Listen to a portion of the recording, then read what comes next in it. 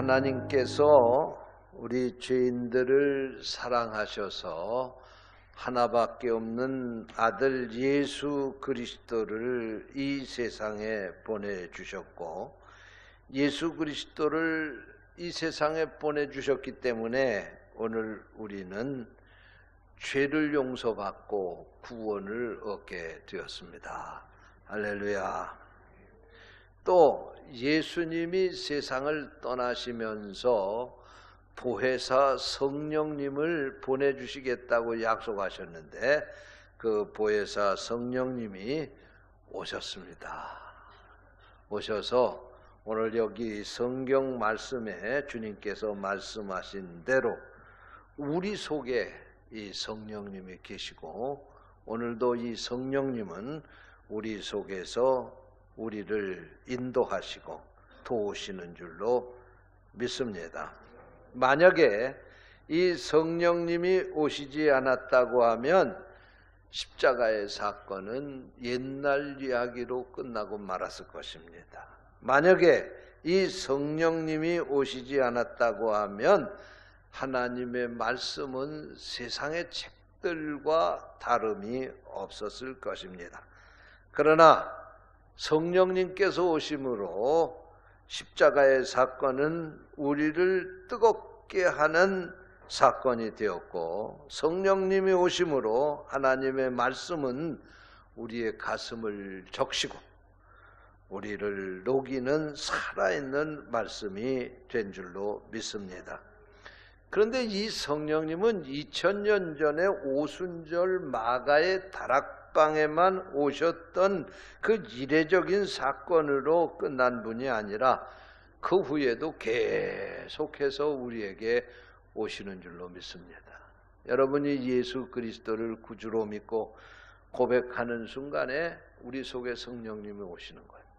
그리고 우리 속에 그 성령님이 오셔서 우리를 새롭게 하시고 뜨겁게 하시고 날마다 우리를 인도하시고 도우시는 줄로 믿습니다. 그러므로 우리가 예수를 믿고 믿음 안에 산다고 하는 얘기는 우리의 인생을 이 성령님께 맡기고 사는 겁니다.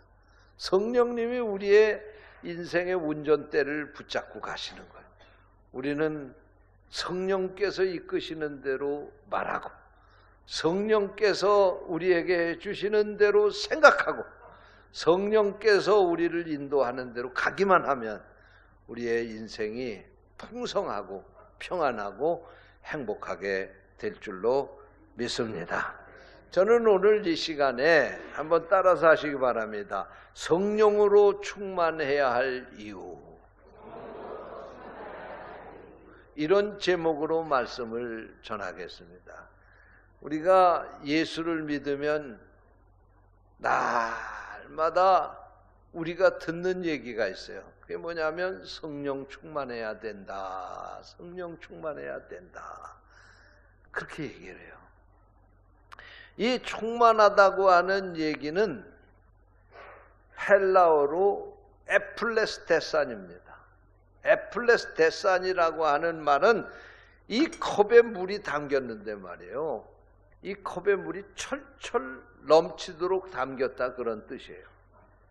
그러니까 이 컵에 물이 철철 넘치도록 담겨 있다고 하는 이야기는 이 컵에는 물 이상 다른 것은 안 담겼다, 그런 얘기예요. 그런데 지금 현재 이 물은 철철 넘치도록 담긴 게 아니고 지금 한 5분의 3 정도가 담겨 있습니다. 나머지는 뭐가 이 속에 채워져 있을까요? 공기가 채워져 있는 거예요. 여러분, 에플레스테산이라고 하는 충만, 성령으로 충만한다, 충만하다고 하는 이야기는 이 컵에 물이 철철 넘치도록 담겨 있어서 다른 아무것도 있을 수 없는 상태를 가리키는 거예요.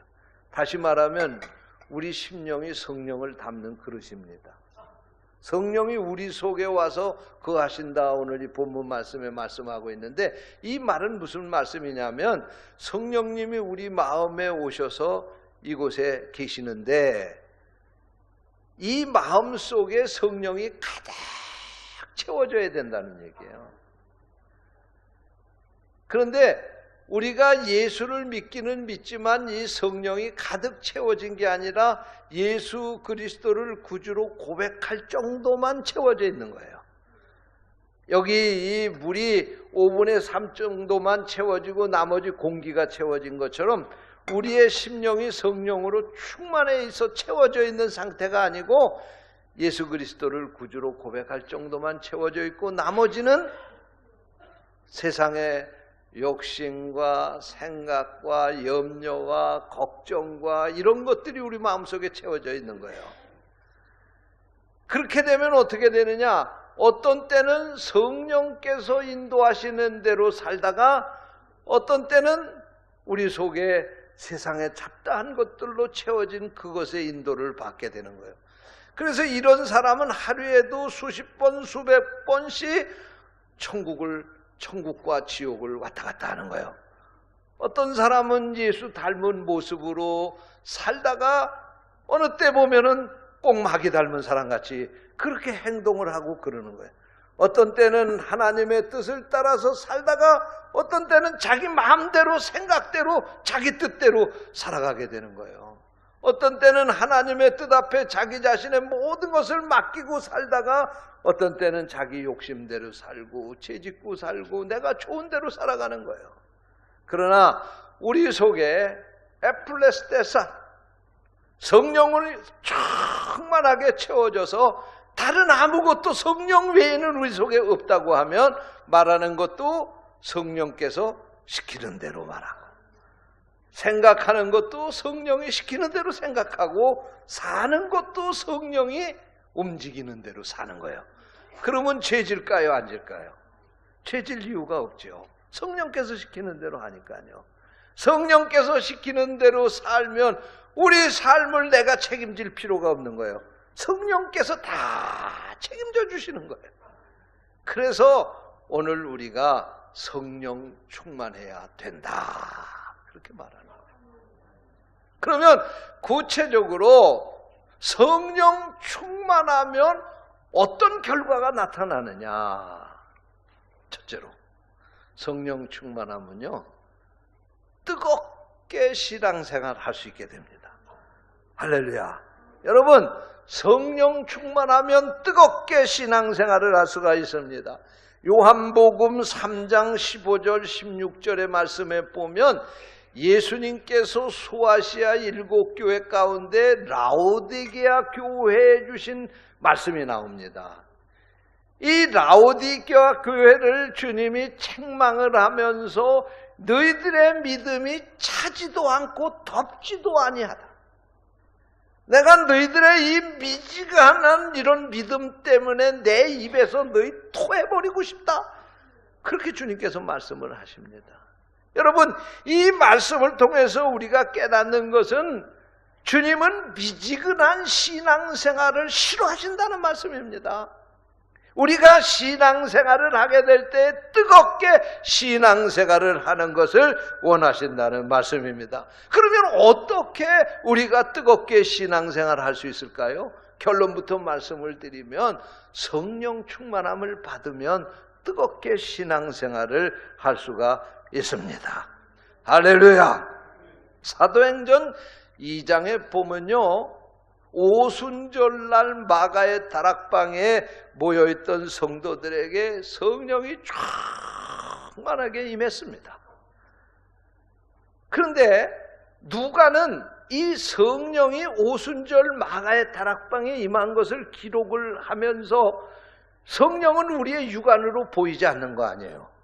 보이지 않는데 이걸 어떻게 하면은 이 성경을 읽는 사람이 이 마가의 다락방에 임한 성령을 이해할 수 있도록 잘 이해할 수 있도록 이걸 전해줄까 생각하다가 그 성령이 임한 것을 두 가지의 모습으로 그렇게 기록을 했어요. 첫 번째로는 성령이 임하시는데 따라서 하세요. 급하고 강한 바람처럼 그렇게 임했다고 그랬어요. 급하고 강한 바람처럼 임했다. 이 말씀은요 태풍처럼 임했다 그런 말씀이에요. 제가 초등학교 5학년 때인가요? 우리나라에 큰 태풍이 지나갔어요. 사라오 태풍이라고 하는 태풍인데요. 아마 연세가 드신 분들은 그 태풍이 얼마나 위력이 있는지 아실 거예요.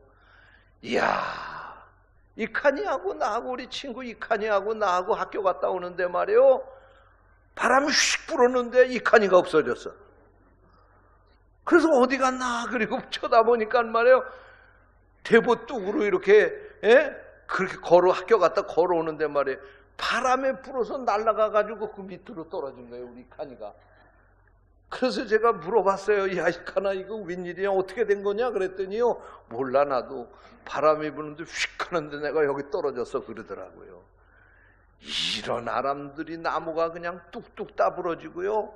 집에 와보니까요, 우리 집 위에가 동사무소였는데 동사무소에 화장실이 날아갔더라고. 이야, 진짜 태풍이 세니까요, 무섭더라고요.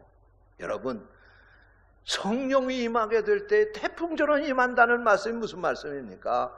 여러분, 이 성령이 우리에게 임하면요, 우리의 옛사람, 못된 사람, 더럽고 추악한 이 모든 거 다 날려보내는 거예요. 태풍 앞에 모든 것이 남지 않는 것처럼 말이에요. 할렐루야. 우리의 더럽고 추악한 인간의 모습이 꺾여지고 날아가 버리고 마는 거예요. 그래서 여러분, 오순절날 마가의 다락방에 임한 성령을 태풍이 부는 것처럼 그렇게 임했다고 누가는 그렇게 기록했어요. 두 번째로 오순절날 마가의 다락방에 임한 성령을 뭐라고 기록했느냐? 따라서 하시기 바랍니다. 불이 혀처럼, 여기 있는 혀처럼 임했다 그랬어요. 불이 혓바닥처럼 임했다는 거예요. 그게 무슨 얘기냐면 혓바닥과 같은 불이 그곳에 떨어졌다는 얘기예요. 그런데 이 불의 속성이 있습니다. 불은 첫째로요, 녹이는 겁니다. 그 불 속에 들어가면요, 쇠도 다 녹는 거예요. 여러분 마찬가지예요. 우리 이 더럽고 추악한 옛사람을 녹이고 태우는 거, 이 불같은 성령이 우리에게 와야죠. 서울대학교 나왔다고 해서 이 더러운 인성이 새롭게 바뀌어지지 않습니다.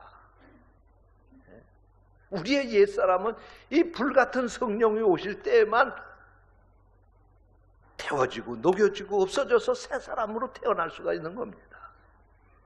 또 이 불은 무슨 속성이 있느냐? 이 불은 치료하는 속성이 있어요.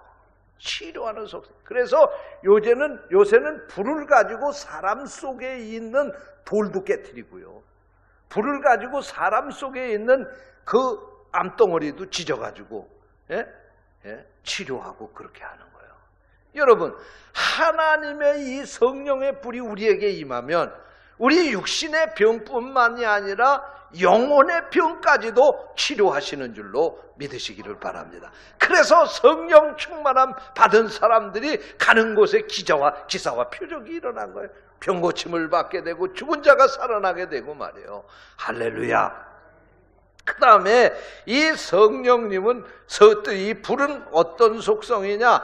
이 불은 다시 만드는 그런 속성이 있어요. 불 속에 들어가면요, 더러운 고철들을 갖다 불 속에, 용광로 속에다 집어넣게 되면 그거 다 녹여가지고 새로운 쇠로 만들어져서 나오는 거예요.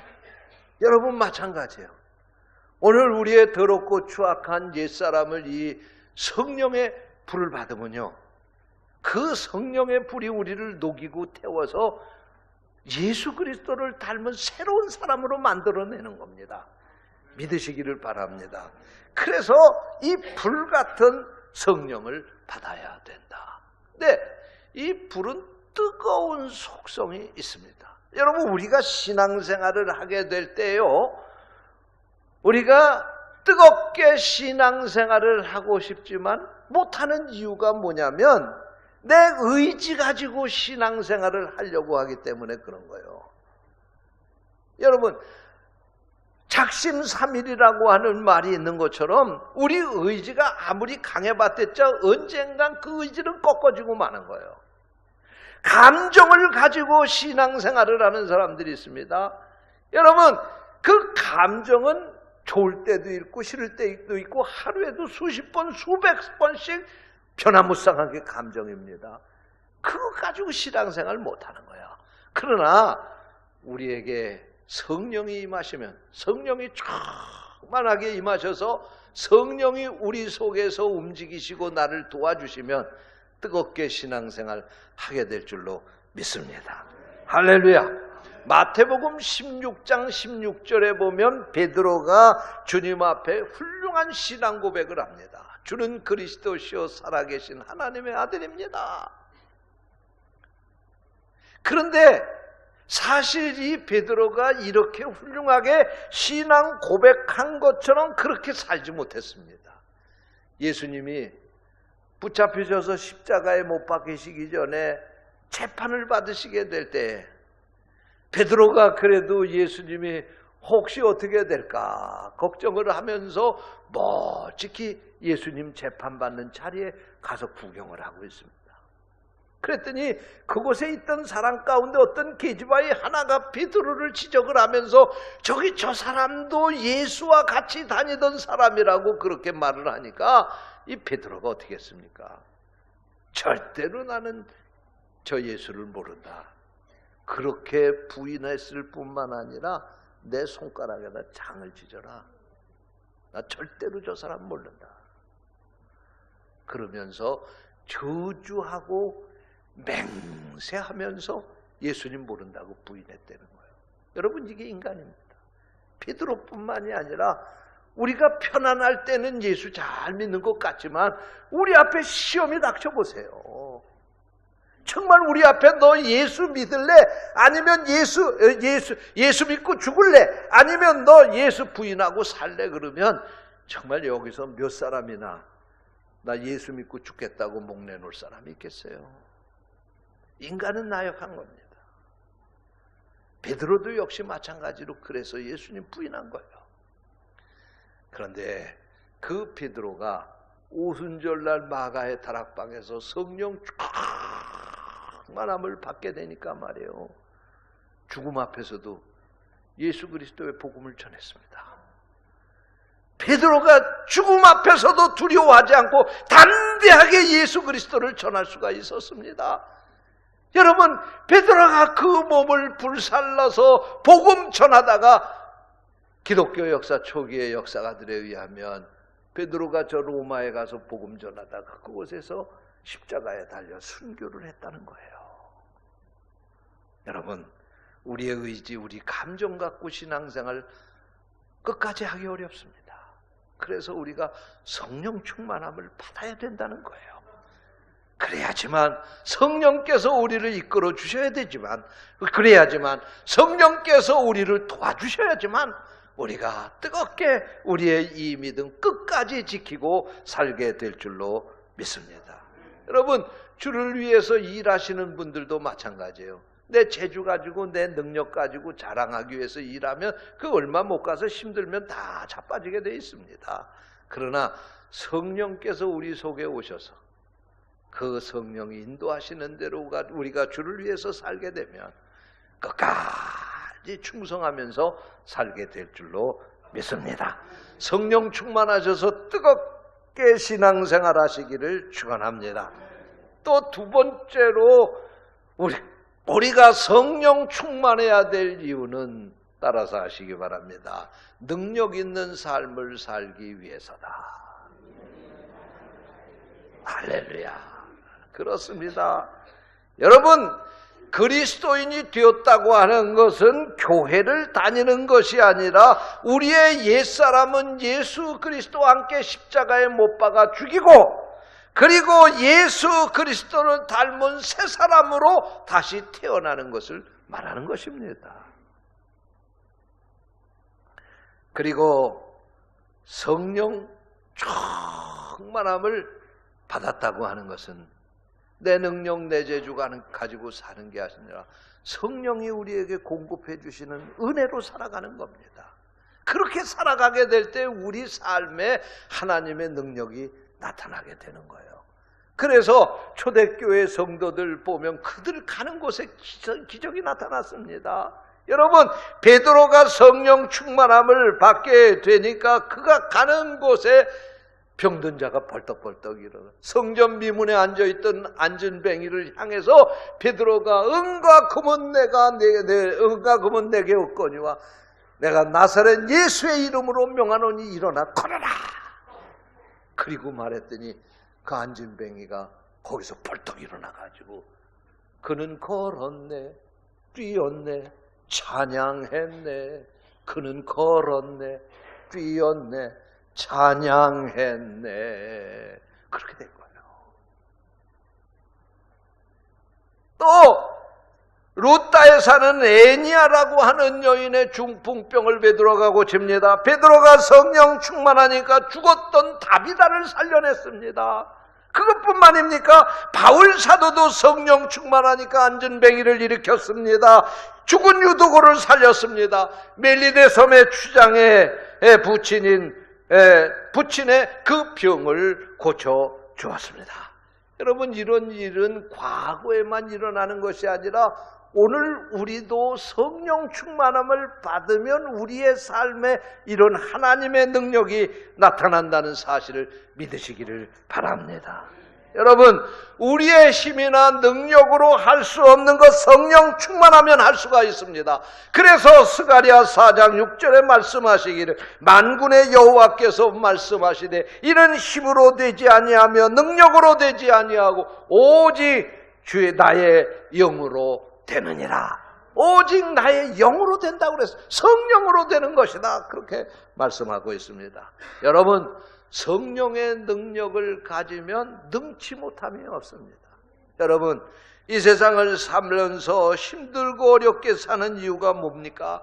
내가 살려고 하니까 내 능력, 내 재주, 내 지혜를 가지고 살려니까 힘든 거예요. 성령 충만함을 받으면 성령님께서 여러분의 삶을 능력 있게 살 수 있도록 인도해 주시는 줄로 믿으시기를 바랍니다.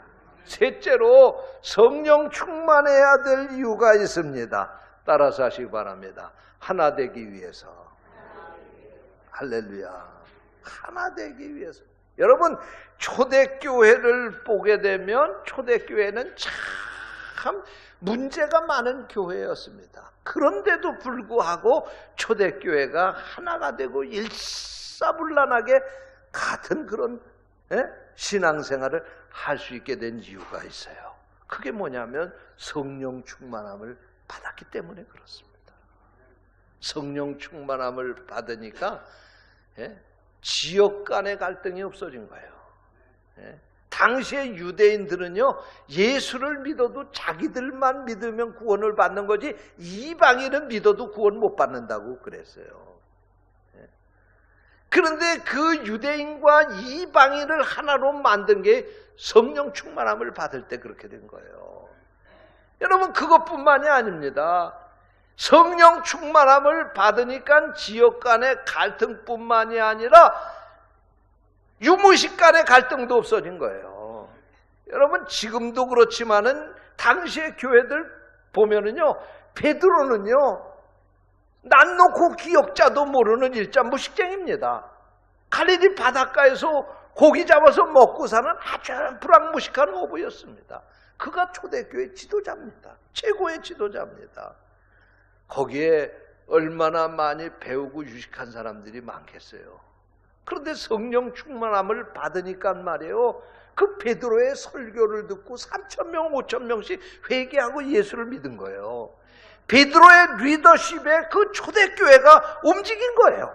동쪽으로 가라면 동쪽으로 가고 서쪽으로 가라면 서쪽을 가고 복음 들고 나가서 목숨 걸고 전하라고 그러면 전하고 그렇게 된 거예요. 그것뿐만입니까? 부자와 가난한 사람들의 갈등이 없어진 거예요. 성령 충만함을 받으니까 부자들이요, 이 내 재산 팔아가지고 사도들에게 갖다 맡겨서 이 재산 가난한 사람들하고 같이 나눠 써야 되겠다. 그래가지고 집 팔고 논 팔고 땅 팔고 그래가지고 다 갖다 사도들에게 바친 거예요. 그러니까 그 교회 안에서는 가난하고 부한 게 아무 의미가 없는 거예요.